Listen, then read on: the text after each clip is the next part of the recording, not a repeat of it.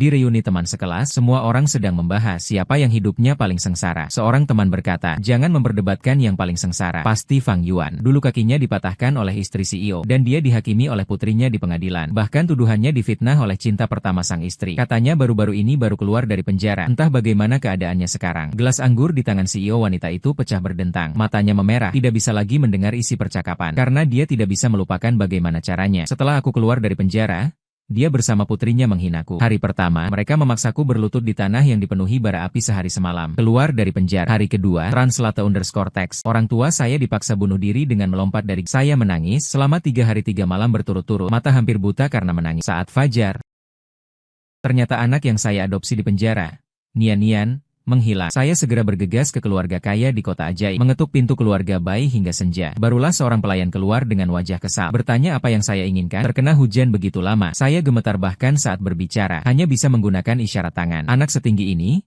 sekitar 4 atau 5 tahun. Saya datang mencarinya. Mendengar itu, pelayan itu wajahnya muram. Cari apa lagi? Anak itu sudah lama meninggal. Di dalam kepalaku meledak keras. Aku sama sekali tidak percaya kata-kata pelayan itu. Wajah pucat pasi menggenggam tangannya, memaksa bertanya sampai jelas. Pelayan itu terjebak tanpa jalan keluar. Terpaksa menceritakan kembali asal-usul kejadian itu padaku. Anak itu beberapa hari lalu tiba-tiba datang mencari nyonya besar rumah kami. Berlutut di luar villa, meminta mereka membebaskanmu. Beberapa hari ini hujan terus. Tidak ada yang mau menemuinya. Dia terus berlutut basah kuyup, demam pun tidak mau pergi. Akhirnya pingsan di tanah dan tidak ada yang peduli. Pagi ini baru sadar, dia sudah lama tidak bernapas. Seketika aku merasa seluruh tubuh panas tak tertahankan. Rasa sakit yang tak tertanggung menggila menyapu jantungku. Aku tidak percaya dan tidak mau percaya Nian. Beberapa hari lalu masih manis memanggilku ayah. Bagaimana mungkin begitu saja meninggal? _text. Mengingat ini, aku langsung mendorong pelayan, menerobos masuk ke villa. Langkahku terhuyung-huyung sepanjang jalan. Ketika aku melihat mayat kecil di halaman belakang, pikiranku hanya tersisa kekosongan dan kehampaan. Rasa sakit yang keluar dari area jantung membuat seluruh tubuhku kejang tanpa sadar. Nian. Aku menangis seperti orang gila. Air mata jatuh seperti hujan sialan. Mengapa kalian memperlakukannya seperti ini? Pelayan di samping mengambil sapu. Nada bicaranya sangat tidak senang. Orangnya sudah mati. Apa gunanya menangis? Cepat bawa orangnya pergi. Terus dibiarkan di sini. Satu kalimat yang sangat menyebalkan. Saya berdiri, menggenggam kerah baju pelayan. Suara serak. Dia hanya seorang anak di bawah 5 tahun. Mengapa pingsan? Tidak ada yang mengantarnya ke rumah sakit. Hidupnya baru saja dimulai. Mengapa kalian memperlakukannya seperti ini? Pelayan jelas ketakutan oleh saya. Saat berbicara, gagap adalah kata-kata nyonya besar yang mengatakan tidak perlu peduli. Dia juga mengatakan bahwa anak liar seperti ini mati dan sia-sia. Dari tenggorokan saya keluar suara rintihan yang menyakitkan. Putus asa menutup mata. Saya tidak bisa mengendalikan kekuatan saya. Tangan meninggalkan bekas. Di leher pelayan mencengkeram bekas luka berdarah. Saat membuka mata lagi, hati saya sudah lama dikuasai oleh kebencian. Dengan tekad mati-matian dan tatapan tajam yang berani, membuat kaki pelayan lemas. Katakan padaku di mana mereka sekarang? Di rumah sakit menemani Tuan Lu untuk mendapatkan alamat. Aku langsung berlari ke sana tanpa berpikir. Sebelum meninggalkan keluarga bayi, aku juga membawa sebilah pisau buah yang tajam. Beberapa saat kemudian, suara pintu yang ditendang langsung menarik perhatian ibu dan anak yang duduk di kedua sisi tempat tidur pasien. Melihat tubuhku basah kuyup, pakaianku penuh noda lumpur, aku menerobos masuk ke dalam ruangan. Keduanya secara bersamaan mengerutkan kening. Bayi Ningbing baru saja ingin bertanya apa yang kulakukan lagi, tapi aku langsung menyergap dan menggenggam kerah baju bayi Zixia. Bahkan di detik berikutnya menempatkan pisau buah di lehernya. Langsung membuat para pengawal yang mengikutiku dari belakang dan bayi Ningbing yang baru saja berdiri terkejut dan ketakutan. Tapi aku sama sekali mengabaikan permintaan semua orang. Dengan pisau menyandera bayi Zixia naik ke atas. Angin malam sangat dingin dan menusuk, membuat semua orang yang hadir tidak bisa menahan diri untuk menggigil. Aku melihat putriku yang nyawanya tergantung di ujung tanduk. Ningbing tidak percaya. Fang Yuan, apakah kamu gila? Menculik putrimu sendiri. Aku sudah tidak bisa mendengar lagi. Apa yang dia katakan? Pikiranku hanya dipenuhi oleh mayat kecil di halaman belakang. Ya, aku gila. Kalian telah membunuh Nian. Aku akan membuat kalian membayar dengan darah. Mendengar teriakan putus asa di telinga, nada bayi Zixia dipenuhi ketidaksabaran. Seorang anak liar, mati ya mati. Apakah kamu akan membunuhku sendiri untuknya? Jangan lupa, aku adalah putrimu yang sebenarnya. Beberapa kata itu membuatku tertawa tak henti-hentinya. Namun tertawa terus, mataku langsung dipenuhi air mata. Suaranya penuh dengan nada sarkasme. Putri, maksudmu putri yang secara pribadi memasukkan ayahnya ke penjara? Bayi Zixia, pernahkah kau menganggapku sebagai ayah? Ayah yang membesarkanmu dan mengajarimu bertanggung jawab. Segala yang kau inginkan, aku akan berusaha sekuat tenaga untuk memberikannya. Aku merasa telah menjalankan tanggung jawab sebagai ayah. Tapi kau,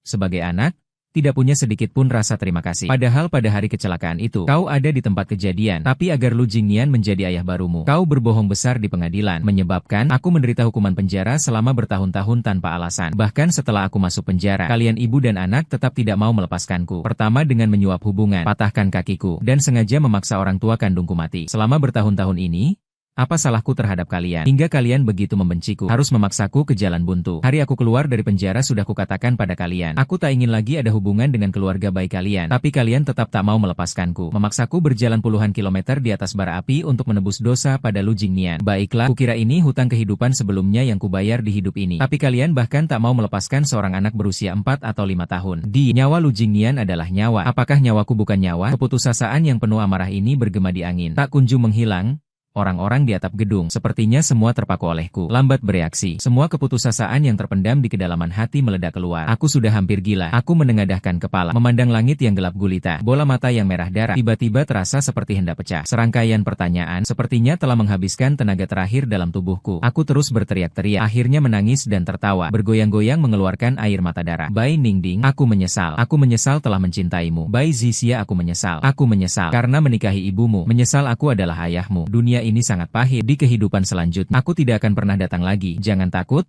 Nian-Nian. Ayah datang menemanimu. Setelah mengucapkan kata-kata ini, aku melepaskan tangan yang menahan Bai Zixia. Kemudian, di bawah pandangan terkejut kedua ibu dan anak itu, aku melompat, seperti layang-layang putus yang terombang-ambing jatuh dari gedung tinggi. Pada saat yang sama, pintu atap terbuka. Asisten berlari naik sambil terengah-engah. Nada suaranya penuh dengan kegembiraan. Kabar baik, Nona? Nona kecil? Tuan Lu sudah sadar. Suara benturan keras terdengar dari kejauhan, membuat semua orang di atap terkejut. Tubuh mereka semua bergetar. Bai Zixia memutar kepalanya dengan wajah penuh ketidakpercayaan. Tidak melihat bayangan orang. Di belakangnya kosong, tidak ada apa-apa. Sekejap kemudian, suara melengking yang menyayat hati, dan teriakan yang masih kekanak-kanakan itu hampir menembus gendang telinga semua orang. Bai Zixia yang berusia 8 tahun, setelah memaksa ayahnya hingga mati dengan tangannya sendiri, akhirnya merasakan rasa sakit yang menghancurkan hati. Dia seperti kehilangan jiwanya, tidak melihat kehampaan di belakangnya. Mundur 2 langkah, angin dingin menyapu pipinya. Suara angin yang gemuruh memenuhi telinganya. Tanpa sadar dia mengangkat wajahnya, melihat banyak orang di atap. Dia jatuh dengan cepat. Perlahan-lahan wajah-wajah itu tak lagi jelas, hanya bisa melihat bayangan samar yang ilusif. Setelah bayangan-bayangan itu mengecil menjadi titik-titik hitam, akhirnya dia mendarat. Punggungnya merasakan benturan tulang dan panas yang bercampur dengan darah. Selain itu, hanya tersisa bayangan ilusif yang perlahan memutih di depan matanya. Ternyata, sebelum ajal menjemput, apakah manusia tidak bisa merasakan sakit sebelum kehilangan kesadaran sepenuhnya? Ini satu-satunya pikiran Bai Zixia. Itu bagus sekali. Ayah tidak merasakan sakit, itu bagus sekali. Dia kembali lagi dalam pelukan ayahnya. Kakek Bai menerima kabar saat tiba di rumah sakit untuk menandatangani persetujuan operasi. Perawat baru saja memberikan obat penenang kepada Bai Minbing. Pengemudi keluarga Bai yang takut akan belakang layar ini dalam semalam keluarganya hancur berantakan. Menantu laki-laki jatuh dari gedung tinggi. Kabar meninggal di tempat sudah menduduki puncak. Hot search akhirnya dimasukkan. Hanya saja hidup mati tidak jelas. Putri setelah menyaksikan langsung terstimulasi. Saat itu juga mengalami gangguan jiwa. Pukulan datang bertubi-tubi, menghancurkan orang tua yang hampir 50 tahun dalam sekejap. Rambut hitamnya yang penuh ternyata memutih terlihat lebih tua belasan tahun. Di luar rumah sakit sudah dikepung oleh media yang menerima kabar. Banyak wartawan menyamar, menyelinap masuk, mengganggu kakek Bai untuk menanyakan penyebab di balik tragedi ini. Para pengawal berulang kali mengusir orang-orang, tetapi tetap tidak ada gunanya. Untuk alasan keamanan, pihak rumah sakit memindahkan kakek ke kamar VIP lantai atas. Saat pintu terbuka, kakek melihat wajah lembut namun pucat di samping tempat tidur. Amarah yang tersembunyi di dalam hatinya benar-benar tak terbendung. Dia mengangkat tongkat dan memerintahkan pengawal untuk mengusir pria sial ini keluar. Lu Jingnian memeluk Bai Ningbin yang sedang pingsan dan tak mau melepaskannya. Memohon dengan sedih, "Paman Bai, Ningbin sedang dalam kondisi buruk. Izinkan saya menemaninya." Melihat putrinya di tempat tidur yang masih ketakutan bahkan dalam mimpi, kakek Bai merasa sulit bernapas. Pengawal segera maju untuk menopangnya. Setelah pulih, dia tidak lagi melirik ke dalam ruangan, berbalik dan masuk ke kamar sebelah di tengah malam. Ada kabar dari ruang operasi. Bai Zixia berhasil diselamatkan, tapi tulang di bawah lutut hancur. Hanya bisa dilakukan operasi amputasi tinggi. Mendengar kabar buruk ini, kakek terkejut dan kondisinya memburuk, langsung pingsan di tempat. Bai Ningbing bebas, sifatnya keras kepala, tidak mau diatur. Kakek terus-menerus tidak bisa diperbaiki. Setelah tahu menantunya dia masukkan ke penjara, kakek sudah kehilangan niat untuk menyerahkan seluruh grup Bai ke tangannya, dan beralih memandang Bai Zixia. Meski latar belakang keluarga saya biasa saja, tapi unggul dalam kelakuan baik, sifat lembut dan baik. Meski kakek menganggap saya masuk keluarga Bai hanya untuk menutupi aib, tapi saya membesarkan Bai Zixia dengan baik. Translate_text. Kakek itu perlahan melihat harapan bahwa keluarga Bai memiliki masa depan yang bisa siapa sangka. Harapan kecil ini, bahkan ketenangan seluruh keluarga Bai, akan hancur total di tangan Bai Ningbing. Bai Zixia tidak menyangka dirinya masih bisa hidup, terstimulasi oleh bayangan memori yang hilang. Secara refleks dia memanggil, "Ayah." Kamar itu sunyi sekali, tidak ada yang menjawab.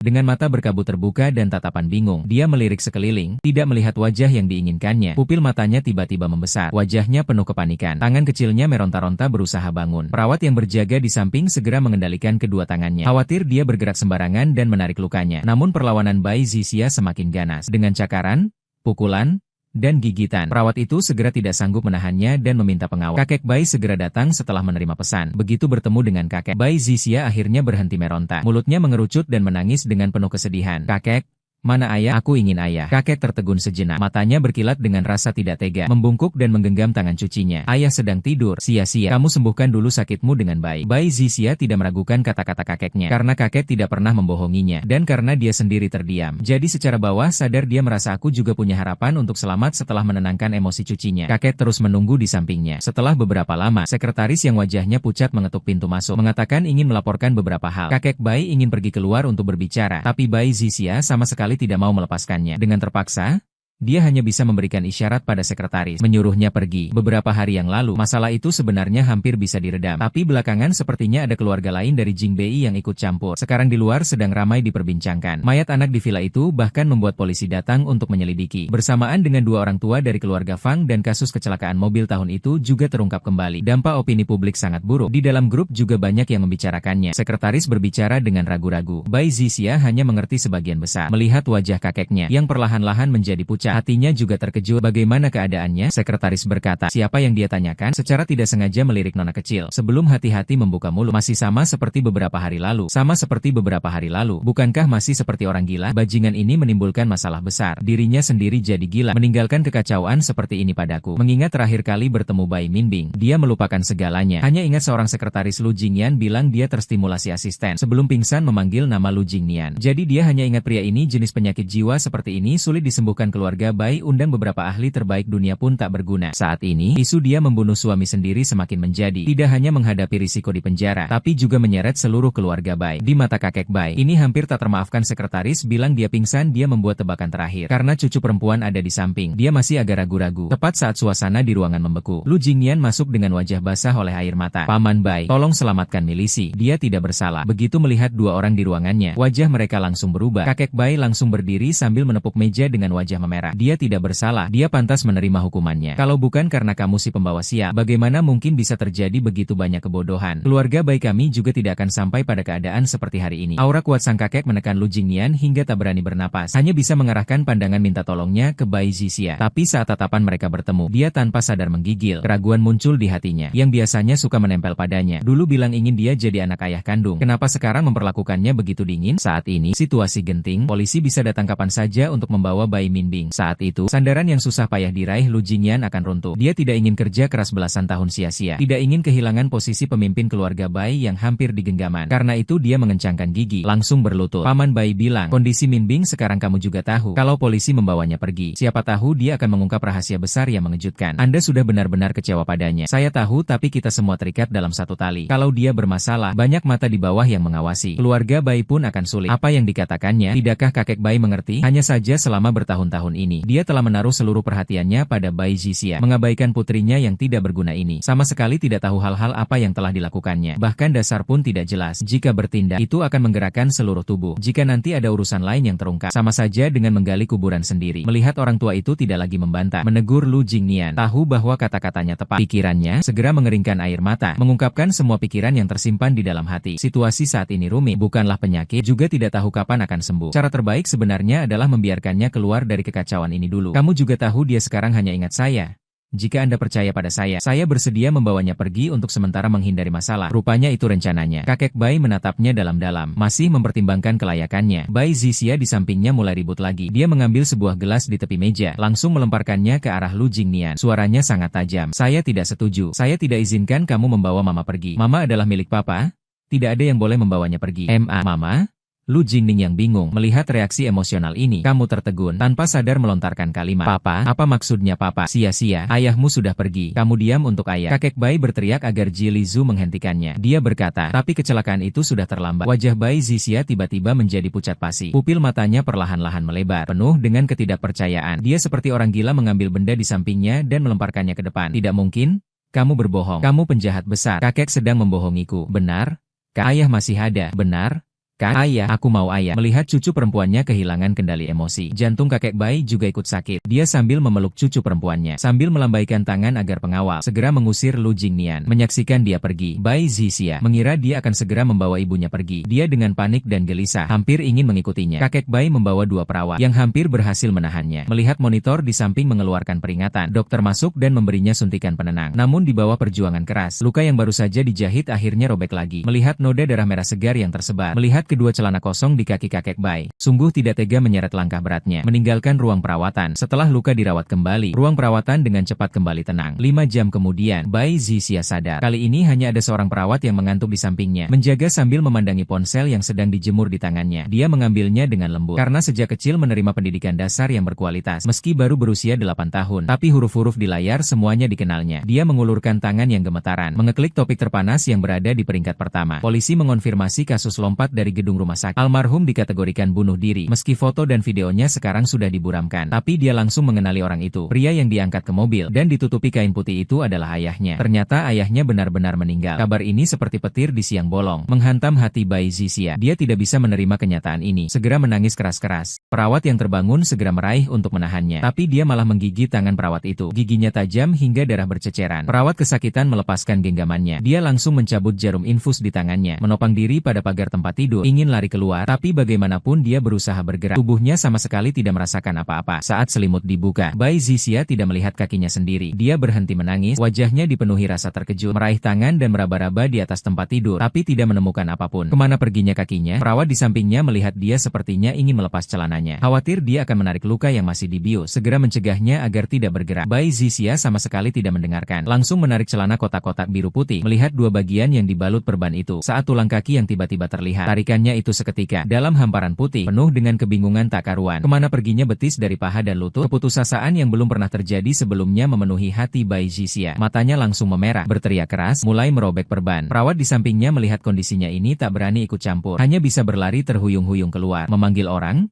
Darah segar berceceran, dengan cepat mengotori seluruh tempat tidur. Setelah membuka semua perban, Bai Zixia tetap tidak melihat kakinya. Dia hanya melihat 2 bagian tulang kaki yang putih pucat dan banyak daging busuk yang menguning menghitam. Daging busuk yang menguning, aroma darah menyebar di sekitarnya.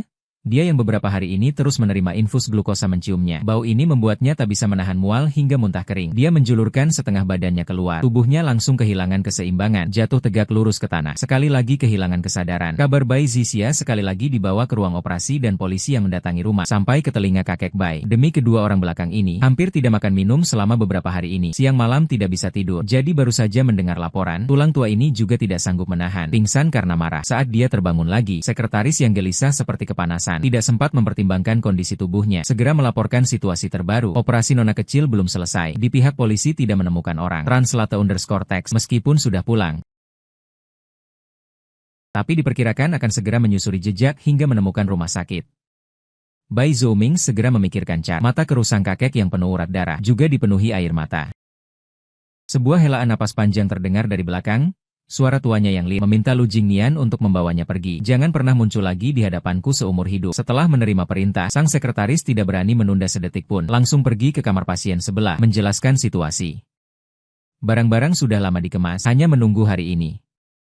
Lu Jingnian lega sekali, segera mengeluarkan setelan pakaian hitam dari tasnya, membujuk Bai Ningbing untuk memakainya. Lalu memberinya topi dan masker serta membawanya pergi. Setelah mengalami gangguan jiwa, pikiran Bai Ningbing terhenti di usia 13 tahun. Pertama kali bertemu Lu Jingnian, saat jatuh cinta pada pandangan pertama padanya. Dia sama sekali tidak tahu, sama sekali tidak mengakui. Dia dengan patuh menggandeng tangannya. Keduanya ditemani oleh pengawal, menerobos kepungan wartawan di lantai bawah, dengan sembunyi-sembunyi pergi ke bandara. Setelah naik pesawat, memandang pemandangan kota yang perlahan menjauh di luar jendela. Akhirnya Lu Jingnian menghela napas lega. Hatinya timbul perasaan marah, senang dari sekarang dan seterusnya. Tidak ada lagi yang bisa memisahkan dia dan Bai Ningbing. Meskipun tidak memiliki status resmi, tapi cucu perempuan satu-satunya keluarga Bai sudah lumpuh di tempat tidur. Hanya tersisa wanita ini. Asalkan dia bisa membujuk Bai Ningbing, lalu melahirkan seorang anak. Apalagi yang perlu dikhawatirkan untuk hari esok? Semakin dipikirkan, Lu Jingyan tak bisa menahan tawa, terbenam dalam mimpi indahnya, bahkan tidak menyadari Bai Ningbing di samping yang melihat kota yang perlahan menyusut menjadi titik hitam. Di matanya, ketakutan sekejap itu sekali lagi diselamatkan dari gerbang kematian. Setelah itu Bai Zixia seperti berubah menjadi orang lain, seluruh tubuhnya membawa aura suram dan dingin. Kecuali ketika kakek Bai yang berbicara, dia akan menjawab. Orang lain bahkan jika bibirnya sampai lecet, dia tetap tidak mengucapkan sepatah kata pun. Dan beberapa kali dia secara aktif bertanya, membuat kakek sama sekali tidak bisa menahan. Mayat ayah dan kakek mana? Apakah kamu tidak akan membawaku untuk menemuinya? Ibu kakek mana? Mengapa dia masih belum menemuiku? Kakiku patah. Setiap kata membuat kakek terkejut. Dia justru dengan wajah muram, di matanya penuh bayangan. Nada bicaranya dingin seperti robot. Keluarga ini hancur berantakan, berdarah-darah. Kenyataan pahit diucapkannya dengan enteng, seolah tak pernah ada. Semua orang mati sia-sia, terstimulasi oleh kabar buruk yang bertubi-tubi, hingga mentalnya tak seimbang. Hingga kabarnya telah mengunjungi banyak psikolog, ingin membimbingnya, tapi ia tetap bersikap dingin. Tak hanya tidak kooperatif, bahkan sengaja membuat coretan tak jelas, mengganggu proses terapi tes psikologi. Setelah berjuang 2 bulan, kakek Bai juga kehilangan kesabaran dan menghentikannya. Tanpa obat penekan, terapi psikologis Bai Zixia semakin ekstrim, mulai menunjukkan gejala gelisah, amuk kemarahan, bahkan melukai pelayannya. Orang-orang yang merawatnya pasti memiliki luka. Beberapa terluka karena cakaran, beberapa terluka karena pukulan, dan beberapa lagi terluka karena pukulannya. Dalam sekejap, seluruh keluarga Bai tidak ada yang berani lagi melayani nona kecil yang cacat fisik ini, dan berhati gelap. Dan bagi Bai Zixia, secara tidak sengaja mengetahui bahwa Bai Ningbing tidak sakit, tidak datang menjenguknya karena dia dibawa pergi oleh Lu Nian, dan tidak akan pernah kembali lagi.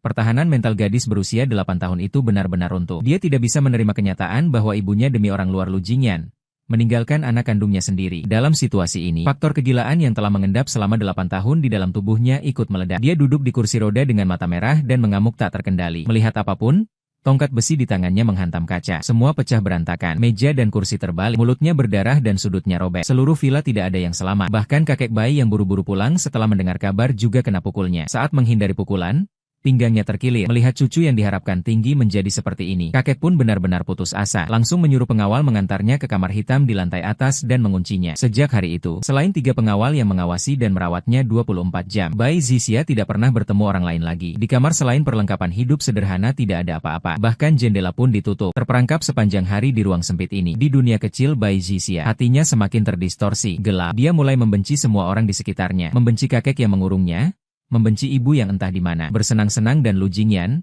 membenci seluruh dunia. Dan satu-satunya yang bisa menenangkannya adalah aku dalam ingatannya. Banyak malam, dia sendirian berbaring di tempat tidur, bersenandung lagu Nina Bobo yang dinyanyikan ayahnya saat kecil. Hanya dengan mendengarkan cerita sebelum tidur dari ayahnya, dia bisa tertidur. Banyak siang hari, dia menatap ruangan yang pengap. Selalu teringat kebahagiaan saat ayah menggandeng tangannya bermain di luar. Dalam banyak mimpi, ayah akan memanggilnya dengan lembut seperti dulu. Dia akan memasakkan makanan enak untuknya, membelikan mainan yang disukainya. Tapi setelah terbangun, tidak ada siapa-siapa di sampingnya. Hanya bantal yang basah oleh air mata. Dalam kurungan hari demi hari, dalam kerinduan dan penyesalan yang silih berganti, Bai Zixia, layaknya daun kering di luar jendela, mulai layu. Dia terbaring di tempat tidur dengan demam yang membuatnya limbung, bahkan merasa sulit bernapas. Dengan suara serak memanggil 2 kali para pengawal yang tersiksa di luar pintu, yang jelas-jelas mendengar tetapi pura-pura tidak dengar, bahkan menaikkan volume obrolan mereka. Apakah ini benar? Berarti keluarga Bai akan memiliki keturunan lagi? Benar sekali, katanya baru hamil 2 bulan. Pantasan kakek tidak marah-marah belakangan ini. Kata demi kata terdengar jelas di telinga Bai Zixia. Kali ini, dia tidak lagi marah, juga tidak lagi berteriak. Dia hanya membuka mulutnya lebar-lebar. Dari tenggorokannya terdengar suara tawa aneh. Kedua matanya terbuka lebar. Seandainya ada orang yang masuk saat ini, pasti akan dibuat terkejut sampai nyaris meninggal oleh senyumnya yang menyeramkan seperti boneka horor ini. Tapi tidak akan ada yang masuk. Dia hanya bisa sendirian menelan dalam kesepian di tengah dendam yang tak berujung. Nafas terakhir, berita kematian Bai Zixia segera sampai ke telinga Lu Jingyan yang berada jauh di seberang lautan. Untuk putri kandung Bai Ningbing, dia selalu melakukan upaya permukaan untuk memikat hati orang. Sebenarnya tidak pernah menganggapnya serius. Perasaan Bai Ningbing padanya bukanlah hal yang bisa disamakan dengan orang sepertiku yang naik jabatan karena anak. Karenanya dia tak pernah menganggapku sebagai saingan. Apalagi putriku bahkan tidak perlu dikhawatirkan. Asalkan Bai Ningbing melahirkan anak untuknya. Dia punya banyak cara untuk mengusir kami, ibu dan anak, keluar. Sayangnya, sebuah kecelakaan tak terduga membuatnya tertidur selama 5 tahun, menyia-nyiakan banyak waktu. Untungnya, setelah dia bangun, aku sudah mati. Bai Zixia juga menjadi cacat. Bai Ningbing meski sudah gila, tapi hatinya hanya untuknya seperti hasilnya.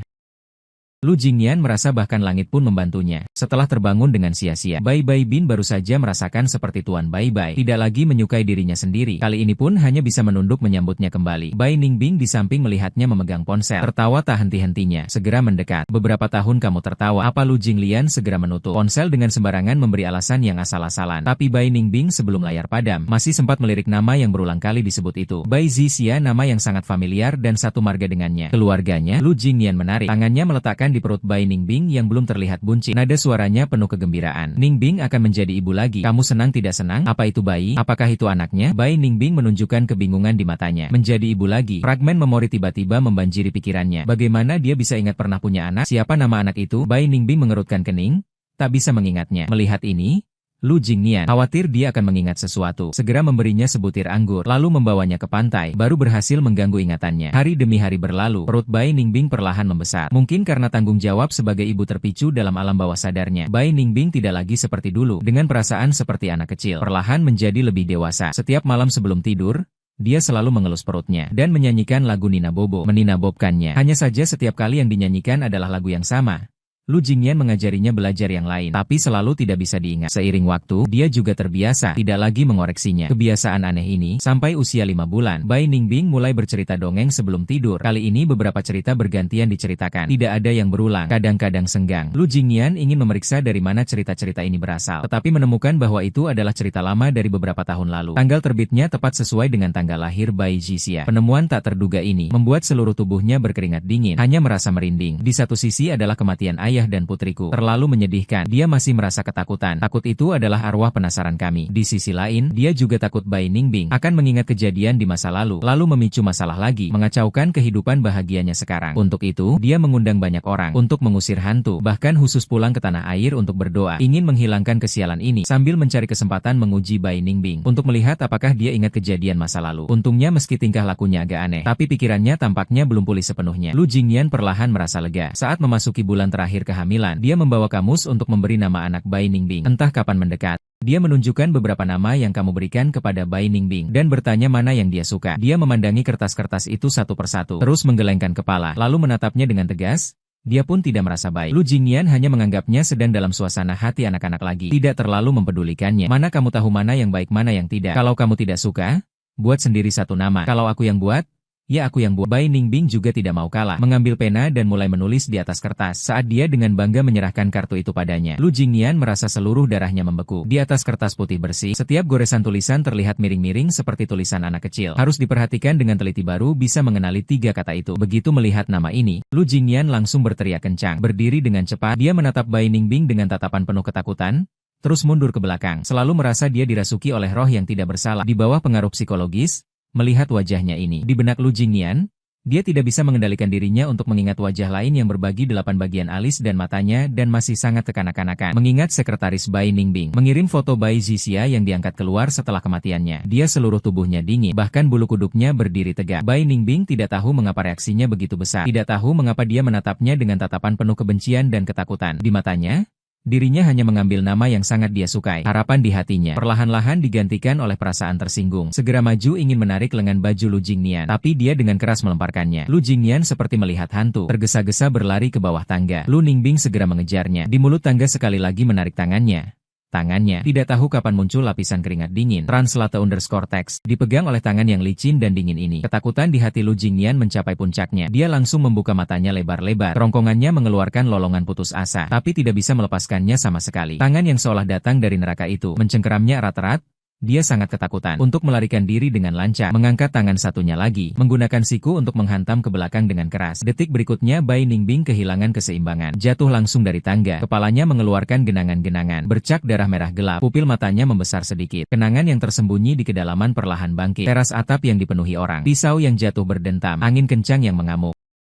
Dia mengingat semuanya. Saat ini, seolah dia telah melakukan perjalanan waktu ke bayangan 7 bulan lalu. Kembali menjadi Bai Ningbing yang baru saja menyaksikan suami dan putrinya jatuh dari gedung. Begitu gambaran yang membuatnya benar-benar tergila-gila itu muncul. Kepalanya terasa seperti akan terkoyak hidup-hidup. Dia langsung berlutut di tanah sambil memegangi kepala. Jari telunjuk mengerahkan tenaga penuh, mencengkeram kulit kepalanya. Rasa sakit hebat yang berasal dari mulut wanita membuatnya tak bisa berhenti berguling-guling. Jatuh menuruni tangga, perutnya terasa sakit, kaki, darah mengalir keluar. Di bawah tubuhnya ada 2 pasang. Ketika mata mereka bertemu di udara. Kedua pihak melihat kematian di mata satu sama lain. Satu adalah mimpi indah yang hancur berkeping-keping. Satu lagi adalah mimpi buruk yang akhirnya tiba. Keduanya saling memandang sambil sesekali mengeluarkan jeritan rendah dan sedih dari tenggorokan. Secara bertahap, suara Lu Jingyan menjadi lemah. Pandangan matanya juga perlahan memudar, hingga cahaya terakhir menghilang. Tubuhnya pun benar-benar kaku. Bekas darah di bawahnya perlahan mengering dan membeku. Sulit dibedakan mana yang milik Lu Jingyan dan mana yang milik Bai Ningbing. Dari awal hingga akhir, ia tetap dalam posisi menatap ke atas tanpa bergerak. Saat pengasuh yang membawa Taylor datang di malam hari, melihat pemandangan mirip neraka ini, langsung gemetar ketakutan sampai kakinya lemas. Dia segera memanggil tukang kebun, menyuruhnya untuk memeriksa tukang kebun. Dengan gemetar maju mendekat, bertatapan dengan mata Bai Ningbing yang kosong dan hampa, memberanikan diri meraba napasnya. Syukurlah masih hidup. Kemudian dia mengulurkan tangan ke hidung Lu Jingyan. Seluruh tubuhnya langsung kaku di tempat, berteriak-teriak sambil berlari keluar ruangan. Ada orang mati. Tuan Lu sudah meninggal. Suara keras palu menghantam meja, membangunkan Bai Zixia yang mengantuk. Saudara sepupunya membuka mata. Pandangan pertama langsung tertuju pada ketua sidang dan hakim-hakim yang belum duduk dengan serius dan tegak. Wajahnya memancarkan keterkejutan. Ekspresi pada pandangan kedua. Dia melihat Xing Shen duduk di kursi terdakwa di seberang. Diriku yang kurus, seluruh tubuhnya langsung kaku di tempat. Dia tak bisa menahan diri memanggil ayah, mengganggu ketenangan ruang sidang. Ketua sidang kembali menggebrak palunya. Sidang dimulai. Harap semua menjaga ketenangan. Perkara ini akan dipimpin oleh saya sebagai ketua sidang. Kami akan mengikuti proses hukum secara adil, pengadilan yang adil dan terbuka. Suara yang akrab dari kasus kecelakaan ini terdengar lagi, membuat Bai Zixia teringat 5 tahun yang lalu. Sejenak tidak tahu hari ini hari apa. Matanya tidak mau berpisah darinya sedetik pun. Terus gemetar melihat jantung berdetak kencang. Tapi aku terus menundukkan kepala. Sampai hakim mulai memverifikasi identitas terdakwa. Barulah dia berdiri. Saya adalah terdakwa dalam kasus ini. Fang Yuan, saya akan menyatakan fakta dengan jujur, bekerja sama dengan aktif. Kata demi kata jatuh di telinga Bai Zixia, bagaikan petir yang menggelegar. Dia tidak tahan mencubit rasa sakit yang datang dari tangannya, membuatnya menyadari ini semua bukan mimpi. Dia terlahir kembali ke tempat sidang pengadilan kecelakaan saat berusia 3 tahun. Fakta ini membuat Bai Zixia sepenuhnya serius dan terkejut. Setelah itu, mengingat hari-hari gelap dan putus asa di kehidupan sebelumnya, wajahnya dipenuhi kegembiraan dan kegirangan yang tak terbendung. Kembali ke titik waktu ini, berarti ada kesempatan untuk memulai kembali. Dia bisa menyelamatkan. Ayah memikirkan Bai Zixia ini, mengepalkan tangannya erat-erat, mulai mengingat semua yang terjadi di kehidupan sebelumnya. Tapi saat itu dia baru berusia 3 tahun, hanya memiliki ingatan samar-samar tentang persidangan ini. Satu hal yang dia ingat dengan jelas adalah kesaksian pernyataan terakhirnya di kehidupan sebelumnya adalah bagian yang sangat krusial. Kali ini biarkan semua bukti yang disiapkan pihak terdakwa yang menyebabkan aku dipenjara dan memulai kembali. Dia pasti tidak akan membiarkan satu-satunya orang di dunia ini yang tulus baik padanya menderita bencana tanpa harapan. Kali ini biarkan Bai Zixia dan Lu Jingyan mati saja. Di pengadilan sedang berlangsung sesi pembuktian. Tidak ada yang memperhatikan anak berusia 3 tahun ini menunjukkan senyum dingin yang kejam yang tidak sesuai dengan usianya. Ketua Majelis Hakim, pihak penggugat mengajukan bukti kunci dan kesaksian. Persidangan memanas. Saat kedua belah pihak bersikukuh, pengacara penggugat tiba-tiba mengajukan permohonan. Setelah ketua majelis hakim menyetujui, Bai Ningbing di kursi penonton memberikan isyarat kepada Bai Zixia, menyuruhnya tampil baik dengan kesadaran penuh. Bai Zixia membalas dengan senyuman penuh keyakinan. Kali ini dia bahkan tidak melirik lawannya. Berdiri di tengah tatapan seluruh ruangan, mengambil mikrofon. Pada hari kecelakaan itu, aku sedang menunggu ayah di dalam mobil. Aku melihat langsung seorang pria mengendarai mobil dan menabrak Lu Jingyan. Kemudian pria itu melompat ke sungai. Ayah dengan baik hati mengantarnya ke rumah sakit, tapi malah difitnah. Ucapan dari suara lugu ini mengguncang ruang sidang seperti gelombang dahsyat. Selama berbicara, pandangan Bai Zixia terus terkunci padaku. Melihat betapa terkejutnya saya, mengangkat kepala untuk melihat, langsung menunjukkan senyum yang merayu kepada saya. Kesaksian ini langsung membalikkan situasi. Hampir saja kalah dalam gugatan. Bai Ningbing tiba-tiba berdiri. Chen Zuo menatap putrinya yang tidak mengikuti perintah ini. Mengapa sia-sia berbohong dan menipu orang? Menghadapi wanita yang mengorbankan anak perempuannya ini, Bai Zixia sama sekali tidak takut. Menoleh untuk melihat paman ketua sidang. Semua yang saya katakan adalah kebenaran. Benar-benar bukan ayah yang menabrak orang. Tapi ibu menyukai Lu Jingyan ini, menyuruh saya berbohong di pengadilan. Tapi saya tidak ingin menipu orang, tidak ingin menyakiti ayah. Hubungan rumit yang terungkap dalam kalimat-kalimat ini kembali menimbulkan keributan di pengadilan. Ketua sidang kembali mengetuk palu meminta penonton untuk mematuhi ketertiban pengadilan dengan ketat. Bawa penonton yang mengganggu ketertiban ini keluar. Dengan adanya kesaksian saksi mata, arah persidangan sepenuhnya berubah menguntungkan saya. Setelah melalui 6 jam sesi konfrontasi pembuktian, pada pukul 3 sore, persidangan yang panjang ini akhirnya berakhir. Ketua sidang langsung mengumumkan di pengadilan fakta bahwa terdakwa saya menabrak orang dengan mobil tidak terbukti, bebas tanpa dakwaan. Mendengar hasil ini, Houxia Zixia hampir saja melompat di tempat. Dia langsung melepaskan diri dari pelukan pengacara, berlari ke arahku dengan kaki terbuka lebar, langsung memeluk kakiku. Nada bicaranya penuh dengan kegembiraan seperti mendapatkan kembali sesuatu yang hilang. Ayah, kali ini ayah tidak perlu masuk penjara. Ayah bisa menemaniku. Dia tenggelam dalam sukacita, bahkan tidak menyadari tubuhku kaku. Beberapa saat kemudian, aku berjongkok menatapnya sejajar. Nada suara lebih datar dari yang dibayangkan. Bukankah kau suka Lu Jingyan? Mengapa membela bicara kataku. Melihat ayah tidak lagi lembut seperti dulu, hati Bai Zixia terasa perih. Dia tahu dirinya dulu melakukan banyak kesalahan, melukai hati ayah, hingga membuatnya sangat kecewa. Tapi berapapun kesalahan yang dia lakukan karena dirayu ayah dan Lu Jingyan, ayah tidak pernah menyalahkannya. Bahkan saat putus asa bunuh diri pun, tidak tega menyakitinya. Setelah mengalami hari-hari putus asa itu, sekarang dia sudah melihat jelas, memutuskan seumur hidup akan tinggal di samping ayah. Melindunginya dengan baik, dia bersembunyi dalam pelukanku. Suaranya penuh dengan penyesalan. Maaf, Ayah, dulu aku tidak mengerti bahwa itu menyakiti hatimu. Tapi aku berjanji tidak akan melakukannya lagi di masa depan. Aku hanya menyukai ayah saja. Tanganku berhenti sejenak. Akhirnya masih di pinggangnya. Ayah dan anak perempuan berpegangan tangan meninggalkan aula pengadilan. Menemukan keluarga Bai sudah pergi semua. Aku menghentikan sebuah mobil, lalu melepaskan tangannya untuk membiarkannya naik mobil pulang ke rumah. Bai Zixia bertanya padaku dengan wajah penuh kebingungan. Mengapa tidak pulang bersama? Wajahku tidak menunjukkan ekspresi apapun. Suaranya juga tenang tanpa gelombang. Ibumu merasa aku yang menyebabkan kematian Lu Jingming. Aku tidak di penjara, dia pasti akan membuat masalah untukku. Dua kalimat sederhana, langsung membuat Bai Zixia teringat Bai Ningbing di kehidupan sebelumnya. Dengan tongkat besi pernah mematahkan kaki ayah. Pupil matanya tiba-tiba menyempit. Ayah benar, gagal di penjara. Dia pasti akan mencari cara lain. Bai Zixia yang menyiksa ayah, tidak ingin tragedi terulang. Pikirannya berputar cepat, mencoba segala cara. Akhirnya mendapat ide cemerlang. Dia teringat seseorang yang pasti bisa menekan Bai Ningbing. Segera minta ponsel padaku. Beberapa pesan suara. Setelah dikirim, dia menggenggam tanganku. Kita naik mobil bersama. Ayah, jangan takut. Aku sudah bicara dengan kakek, katanya akan segera datang. Mendengar kata-kata itu, aku tidak lagi bersikeras. Kapak dinaikkan ke mobil, pintu mobil ditutup. Sesaat, sudut bibirku menampilkan senyuman samar. Tak ada yang menyadarinya. Di dalam villa keluarga Bai,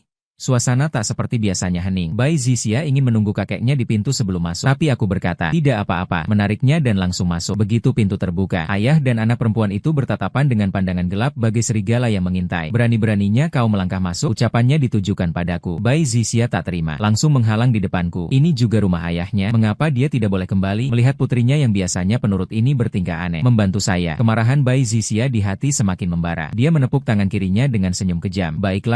Baiklah, memang pantas disebut ayah dan anak kandung yang memiliki darah yang sama. Sejak kau membantah kesaksianmu di pengadilan hari ini, aku sudah tahu kau juga adalah serigala putih yang tak bisa dijinakkan. Sekarang malah melindungi. Dia datang. Kau ini apalagi? Di kehidupan sebelumnya, wanita ini meninggalkan demi Lu Jingnian. Di kehidupan ini menghina demi Lu Jingnian. Dia jelas-jelas ibu kandung dan anak kandung. Pasangan suami istri pada akhirnya tak bisa menandingi seorang pelakor. Fakta ini membuat Bai Zixia terengah-engah marah. Aku bukan apa-apa. Dia ini berani apa? Tubuhku masih menyimpan separuh darahmu. Sungguh menjijikan. Aku mendengar kata-kata ini. Segera menutup mulut seseorang. Menakuti-nakuti ibumu. Bagaimana kau bisa begitu? Ibu di bawah keputihannya? Dia malah memeluk tanganku. Suaranya melengking dan tegas. Aku tidak punya ibu seperti ini. Untuk seorang pria jahat, begitu memperlakukan suami dan anaknya sendiri sungguh menjijikan. Tahun Lulu adalah roh terbalik di tubuh Bai Bing yang tidak bisa disentuh. Bai Zixia belum selesai memarahi. Dia tiba-tiba berdiri, mengambil tongkat besi di sampingnya dan menghantam ayah dan anak itu. Suara deru mobil terdengar di halaman. Aku segera menarik anak ke samping. Tapi Bai Ningbing terlatih dan gerakannya cepat. Tongkat ini datang dengan ganas, tetap menghantam betis kami. Bai Zixia dipelukan tidak tahan ditusuk. Menangis dengan suara keras. Pada saat suara itu terdengar, pintu villa terbanting terbuka. Kakek Bai bersama para pengawal bergegas masuk. Seketika melihat Bai Ningbing mengangkat tongkat besi tinggi-tinggi, amarahnya membuat suaranya serak. Sementara selingkuhannya yang kecil itu juga ketakutan setengah mati. Para pengawal berusaha merebut senjata dengan cepat. Kedua tangannya, sang kakek, gemetaran saat berjalan mendekat, mengangkat cucu perempuannya. Melihat betis kecil yang putih dan halus itu bengkak tinggi, nafsu amarahnya berkobar, berbalik dan menampar wajah Bai Ningbing beberapa kali dengan keras. Dulu, bahkan jika dia membuat keributan sebesar apapun, paling-paling kakek hanya akan memarahinya. Marah beberapa hari, tidak pernah marah sehebat ini, hingga turun tangan sendiri. Dalam ingatan Bai Ningbing, ini adalah pertama kalinya dia memandang ayah tuanya dengan wajah penuh keterkejutan. Nada suaranya dipenuhi rasa tidak percaya. Ayah mereka, ayah dan anak perempuan itu, telah menyakiti selama beberapa tahun sebelumnya. Mengapa kau memukulku tanpa membedakan benar dan salah? Di perjalanan ke sini, kakek sudah memahami urutan kejadiannya. Setelah mendengar langsung dia berkata seperti itu. Marahnya langsung membalikkan meja. Mereka?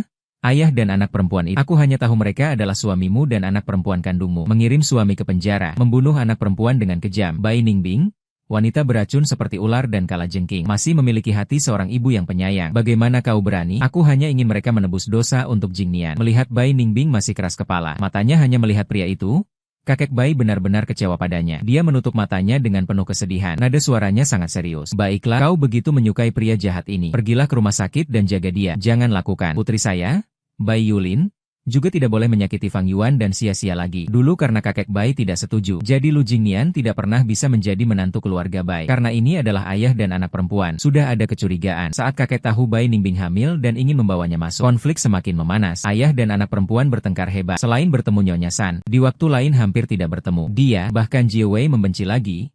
Bai Ningbing marah. Tidak mau mengalah, dia melirikku dengan sinis, mendorong pengawal, membanting pintu dan pergi. Aku tidak memedulikannya. Aku berdiri sambil berpegangan pada meja. Translate_text membungkuk sedikit kepada orang tua itu. Ayah, maafkan aku. Ini salahku yang memancing masalah. Militer rakyat marah sehingga kalian bertengkar lagi. Ayo. Melihat menantunya yang menunduk dan terlihat jujur, kakek Bai menghela napas dalam-dalam, menggelengkan kepala. Ayah tahu kau adalah orang yang tulus, bukan apa-apa? Dia seperti anjing gila, menggigit ke sana kemari. Kasihanilah ayah dan putrimu, ikutlah aku kembali ke rumah tua. Kita semua tahu. Pasukan Bai hanya sementara meninggalkan ayah mereka.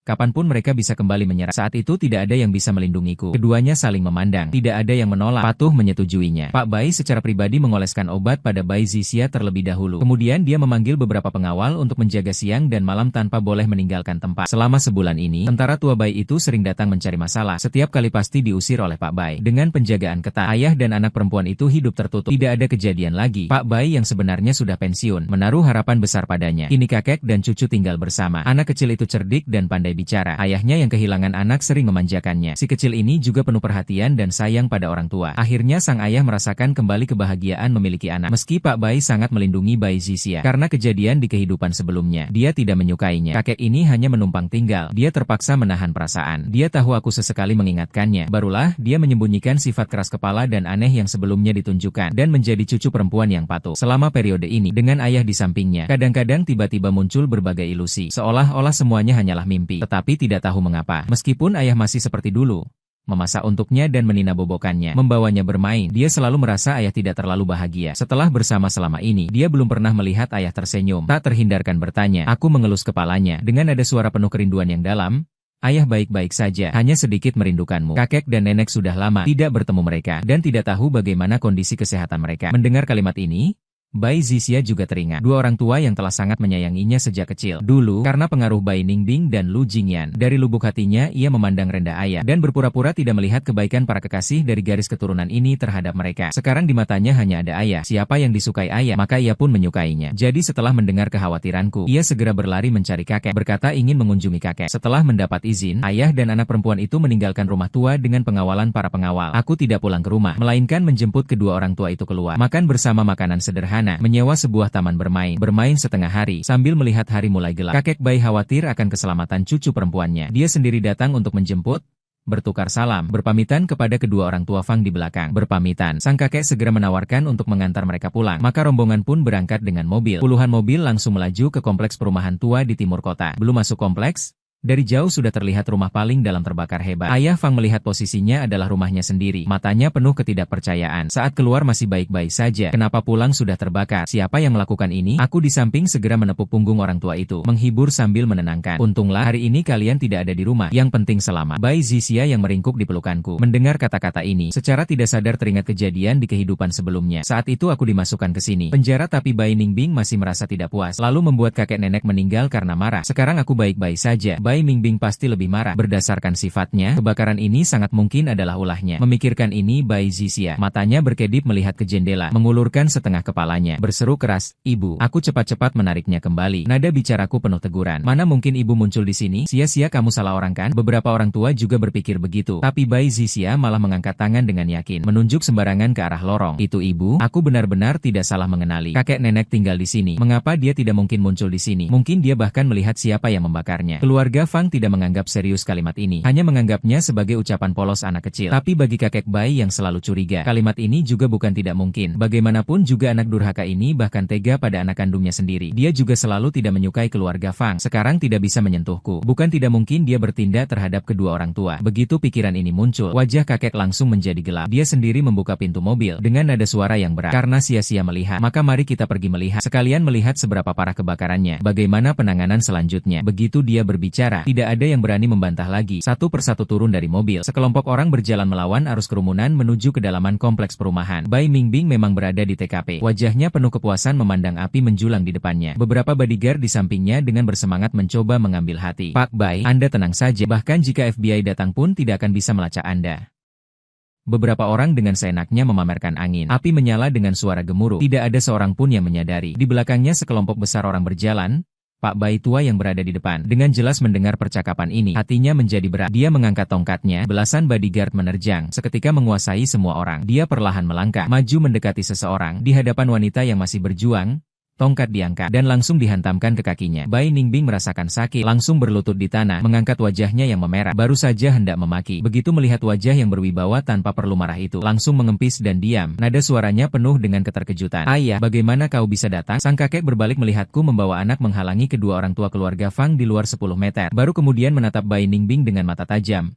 Aku datang untuk melihatmu. Telah kehilangan nurani, membunuh dan membebaskan orang. Bai Ningbing tidak tahu bahwa kedua orang tua keluarga Bai telah keluar. Apalagi bagaimana sang kakek bisa mengetahuinya. Secara refleks mengira itu aku yang melapor. Langsung memaki. Fang Yuan menabrak Jing Yan hingga tanaman itu.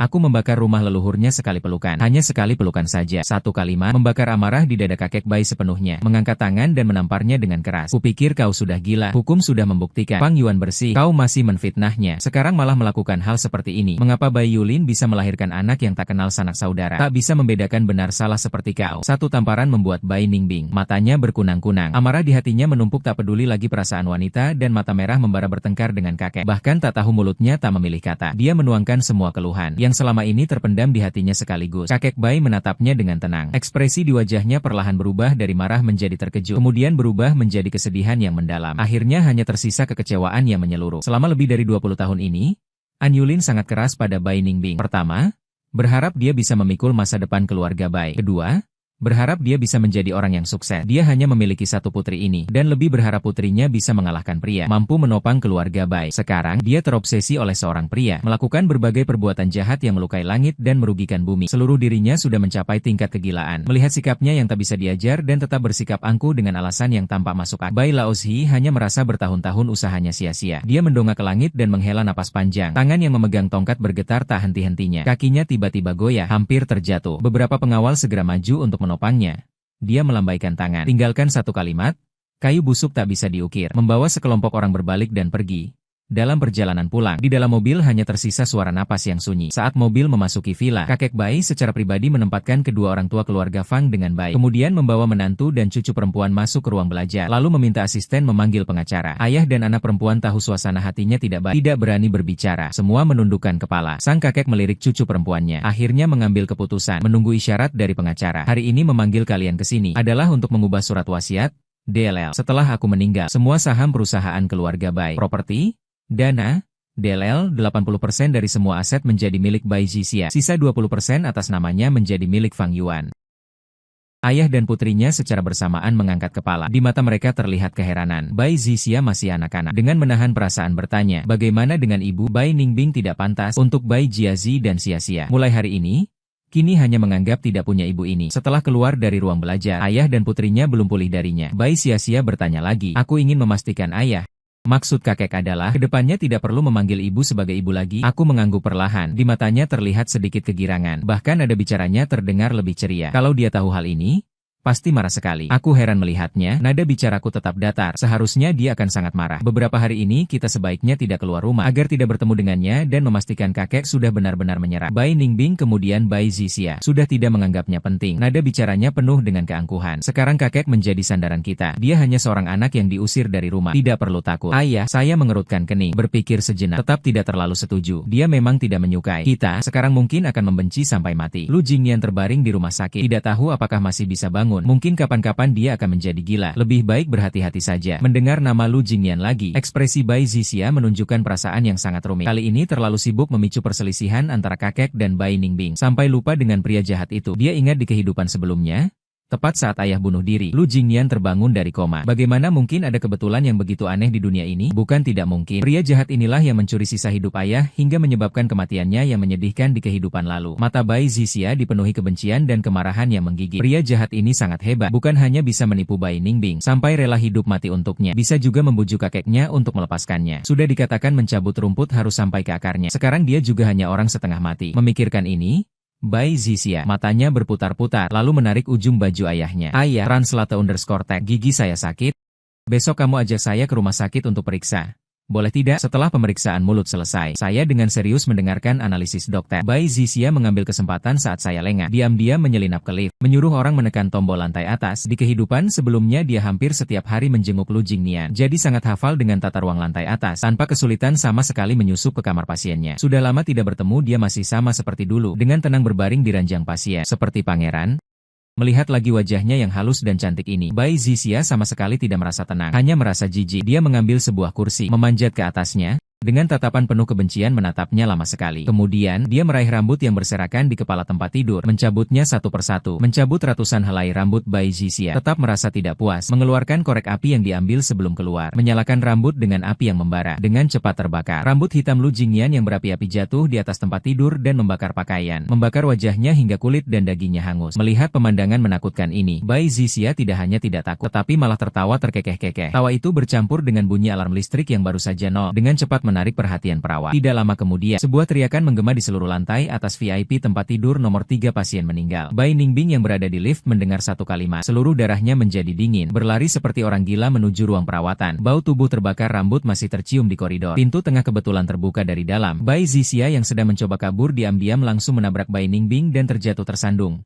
Saat mengangkat kepala, melihat wajah di ranjang pasien yang hangus tak berbentuk, dan alat monitor tanda vital Bai Ningbing di samping yang sudah tak bergerak, otaknya langsung mendengung dan meledak. Matanya membelalak maksimal, urat di pelipisnya menonjol, napasnya terengah-engah. Bai Zixia yang jatuh ke lantai bangkit dengan tangan kaki dingin, berusaha kabur lagi. Tangan Bai Ningbing langsung mencekik lehernya. Dia bergerak keras-keras, wajahnya berubah dari pucat ke merah lalu ke ungu. Tepat saat dia hampir kehabisan napas, aku muncul di koridor bersama satpam. Dia mengulurkan tangan ke arahnya. Tenggorokannya tak bisa mengeluarkan suara. Bibirnya bergetar memanggil, "Ayah," tanpa suara. Di bawah tekanan satpam, Bai Ningbing menarik Bai Zixia mundur ke atap. Kedua pihak saling berhadapan lama. Tidak ada yang mau mengalah. Bai Ningbing sepenuhnya dilalap api kebencian. Pandangannya ke arahku, dingin bagaikan ular berbisa. Kamu yang menyuruhnya menyakiti selama bertahun-tahun. Benar kan? Dasar perempuan hina. Aku belum sempat bicara sudah dicekiknya erat-erat. Bai Zixia lebih dulu menyambar. Aku yang pergi sendiri. Tidak ada hubungannya sama sekali dengan ayah. Aku memang benci pria jahat ini. Lebih baik dia mati daripada bangun dan menyakiti aku dan akal sehat. Bai Ningbing sudah kehilangan akal sehat. Mengangkat tangan dan menamparnya beberapa kali, hingga wajahnya membengkak tinggi.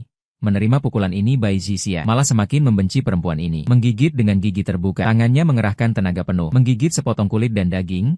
Bai Ningbing merasakan sakit, menarik rambutnya untuk memisahkan mereka, dengan mata melotot penuh kebencian. Kamu anak haram ini sama seperti ayahmu. Hina, menjijikkan, seharusnya aku tidak pernah melahirkanmu. Orang sepertimu adalah ibuku. Baru aku yang merasa jijik. Kedua orang itu saling memaki dengan mata merah dan suara keras, membuat beberapa satpam terpana. Dan di bawah segera berkumpul sekelompok wartawan, berebut mengangkat kamera untuk merekam kejadian. Foto-foto dan beberapa media bahkan langsung menyiarkan langsung. Dari kejauhan terdengar suara sirene polisi. Aku melihat ponselku, pesan yang dikirim 10 menit lalu, akhirnya membuka mulut menghentikan pertengkaran mereka. Sia-sia baru berusia 3 tahun. Meski dia belum mengerti hal-hal, melakukan kesalahan yang membuatmu kesal. Kamu tidak seharusnya memukul seperti ini. Dia bagaimanapun adalah putri kandung si pelayan. Tidakkah lebih baik membicarakannya dengan baik-baik? Melihat dia masih tak bersalah di sini, Bai Ningbing yang baik hati benar-benar kehilangan kendali. Tatapannya padanya seperti ingin memakannya. Kau yang membuat Jingnian menjadi vegetatif. Anakmu juga membakar Jingnian sampai tewas. Kalian berdua ibu anak pembunuh ini. Akan kujadikan kalian pengiring Jingnian dalam kubur. Kau sangat menyukainya. Akan kukuburkan bersamanya. Bai Ningbing yang terprovokasi mengangkat Bai Zixia tinggi-tinggi. Dalam suara teriakan keluar, penuh keputusasaan dan kemarahan. Akan kubunuh dulu kau?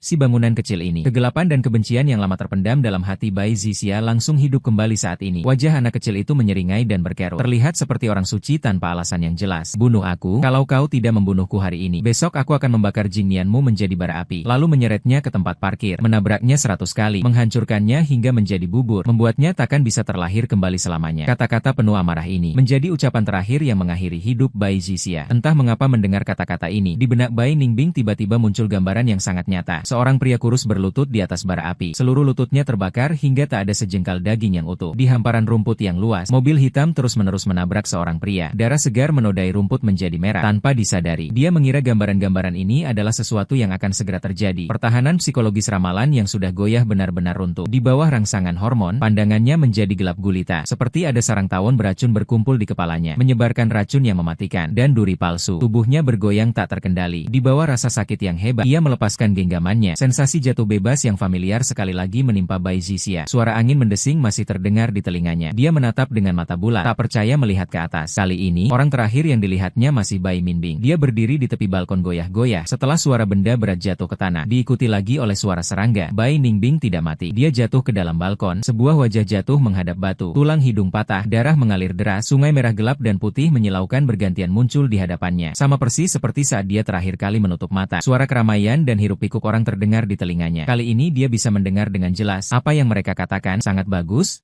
Anak perempuannya sendiri jatuh sampai mati. Polisi datang, mati dengan sangat menyedihkan. Di bawah ada orang yang pingsan ketakutan. Dia tidak terlalu mengerti arti kata-kata ini. Hanya bisa berusaha membuka mata, ingin melihat situasi di depan. Satpam berseragam, atap penuh debu dan langit biru. Ternyata ini pemandangan yang dilihat setelah mati. Pikiran ini tiba-tiba muncul di benak Bai Ningbing, tapi segera dia menolaknya. Translate_text.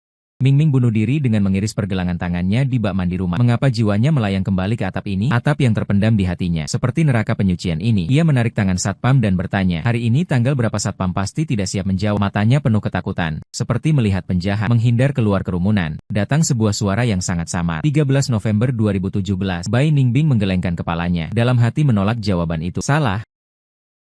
Hari ini adalah 14 Agustus 2023. Hari dia bunuh diri. 2 minggu yang lalu. Lu Jingyan mati di hadapannya. Mundur lagi 2 bulan sebelumnya. Xia meninggal di dalam negeri. 4 bulan sebelumnya. Anak haram itu mati. Fang Yuan melompat dari atap dan bunuh diri. Setelah memikirkan semua yang terjadi selama ini, Bai Ningbing semakin merasa bahwa apa yang dikatakan orang itu adalah jawaban yang salah. Dia mengangkat kepala ingin melihat siapa yang menipunya. Tetapi bertemu dengan sepasang mata yang familiar. Aku berdiri di luar kerumunan, memandangnya dengan tenang. Wajah itu tidak berbeda dengan yang ada dalam ingatannya. Membuatnya hampir tidak bisa membedakan. Apakah ini kenyataan atau mimpi? Bukankah dia sudah mati? Aku sendiri juga sudah mati. Apakah setelah mati mereka bertemu lagi di sini? Bai Ningbing tidak mengerti. Menatapnya dengan tajam. Perasaannya campur aduk di dalam hati. Tetapi aku memberinya senyuman yang sangat samar. Hati berdebar-debar murni. Selamat datang kembali ke tahun 2017.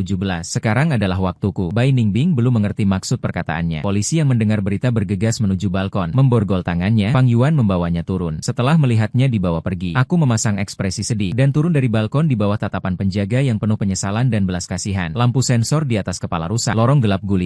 Suara telepon berdering. Aku mengangkatnya dan mendengar suara putus asa sekretaris. Tuan? Direktur An melihat nona kecil jatuh dari lantai dan langsung terkena serangan jantung. Sekarang keduanya berada di ruang operasi. Silakan segera datang. Aku memang berencana untuk pergi melihat. Aku melangkah dengan sepatu kulit. Berjalan menapaki tangga menuju ruang operasi di lantai 3. Translate_text. Duk. Entah sudah berapa lama berjalan, melihat 3 huruf di atas pintu, aku tiba-tiba berhenti melangkah, lalu mengeluarkan obat tetes mata dari tas, meneteskan 2 tetes. Di bawah rangsangan obat tetes mata yang pedas dan sejuk, akhirnya mataku mulai berkaca-kaca, baru berani mendorong pintu ini. Dengan suara lembut, brak. Fotografer dan wartawan yang berjejalan di koridor berbalik membawa kamera. Satu persatu mengarahkannya ke arahku di bawah kilatan lampu. Aku dengan sempurna menunjukkan penderitaan seorang menantu keluarga kaya saat menghadapi kabar duka dan ketenangan yang tak goyah, seperti gunung Tai runtuh di depan mata. Lagi pula aku selalu menjadi menantu grup Bai Si. Di kehidupan sebelumnya dan sekarang, tetap setelah melompat dari balkon lalu membuka mata, aku menemukan diriku terlahir kembali ke 5 tahun yang lalu. Awalnya kupikir waktu ini sangat tidak baik. Saya ditahan di rumah tahanan, dibawa oleh polisi, pengacara, dan milisi putih. Berbagai macam orang terus menyiksanya, berusaha memutarbalikkan fakta, memaksa saya mengaku. Saya sengaja menabrak fakta kejahatan Lu Jingyan. Di bawah tekanan yang terus-menerus, kegembiraan terlahir kembali perlahan memudar. Saya mulai meragukan apakah ini semua hanya halusinasi sebelum kematian saya. Sampai di pengadilan, Bai Zixia tiba-tiba berbalik. Saya baru mendapatkan kembali keyakinan, memastikan bahwa saya benar-benar memiliki ilusi untuk memulai lagi. Di kehidupan sebelumnya, saya pernah mendengar banyak orang mengatakan tentang Bai Zixia dan ibunya seperti dicetak dari cetakan yang sama, pintar dan luar biasa. Awalnya saya pikir ini adalah pujian yang luar biasa, karena meremehkan ibu dan anak perempuan. Di hatinya mereka adalah keberadaan yang tak tergantikan. Kemudian, Tapi saya rasa ini adalah kutukan yang jahat. Karena ibu dan anak perempuan yang memiliki darah yang sama-sama membenci saya. Sampai sekarang, saya kembali merasa ini adalah pujian yang luar biasa. Karena ibu dan anak perempuan itu sangat mirip. Sama-sama cepat tanggap dan kejam. Satu-satunya perbedaan adalah, Bai Ningbing sudah dewasa dengan pemikirannya sendiri. Dia membenci saya, sedangkan Bai Zixia masih hanya anak kecil yang belum matang. Dia bergantung pada saya. Kata, bergantung. Ini, jika muncul di kehidupan sebelumnya, sepertinya agak mustahil antara Bai Zixia dan saya. Tapi di dunia ini, kata ini begitu tepat, memberi saya kesempatan yang luar biasa. Kesempatan untuk mengubah alur cerita saya sendiri. Menyaksikan langsung ibu dan anak saling bermusuhan. Kesempatan keluarga Bai hancur menjadi debu. Saya bahkan tidak perlu melakukan apapun. Hanya dengan mengucapkan beberapa kata di telinga Bai Zixia. Semuanya berkembang sesuai dengan gambaran yang saya bayangkan. Sebuah tongkat kayu yang menghantam saya, api yang membakar rumah saya tetap menjadi korban. Tapi kali ini ada orang yang lebih kejam daripada Bai Ningbing berdiri di samping saya, menjadi sekutu saya. Mengapa saya tidak bisa menjadi pemenang terakhir? Bai Yulin, yang berbuat jahat sebagai seorang putri, meninggal karena penyakit jantung, meninggalkan kekayaan yang telah dikumpulkan keluarga Bai selama ratusan tahun untuk saya. Putrinya, Bai Ningbing, segera akan masuk penjara, akan menghadapi hukuman seumur hidup dan kehidupan penjara yang seperti neraka di bawah godaan uang. Satu-satunya yang sulit dikendalikan, Bai Zixia, tewas di tangan ibunya. Baru berusia 11 tahun jika dijumlahkan dari dua kehidupan. Sedangkan Lu Jingyan, yang telah menghina saya berkali-kali, mengatakan saya merebut posisinya, akan tertidur selamanya. Dalam mimpi pun, seseorang tidak bisa melangkah dua kali ke sungai yang sama. Pena yang menulis cerita sekali berada di tangan saya. Setelah mengadakan dua upacara pemakaman megah berturut-turut dan berusaha keras menyelesaikan aset besar keluarga Bai, saya yang kelelahan akhirnya bisa beristirahat. Setelah mengalami begitu banyak perubahan, orang tua yang sudah lanjut usia juga merasa khawatir, mengusulkan untuk kembali ke kampung halaman. Saya juga tidak ingin mereka tinggal di lingkaran masalah ini, membawa mereka kembali ke kota kecil, menjalani kehidupan yang sederhana, perlahan-lahan terus bergerak maju. Ketika musim panas yang terik tiba, sebuah pesan datang. Saya membawa barang-barang kembali ke rumah sakit di Beijing Utara. Ini setelah awan berlalu, bulan pun terlihat. Saya hanya ingin membesarkan dengan baik. Nian tumbuh besar. Tidak ada lagi keinginan lain. Saat ini awan sedang tebal. Angin sedang lembut. Mengapa harus tenggelam lagi dalam mimpi buruk?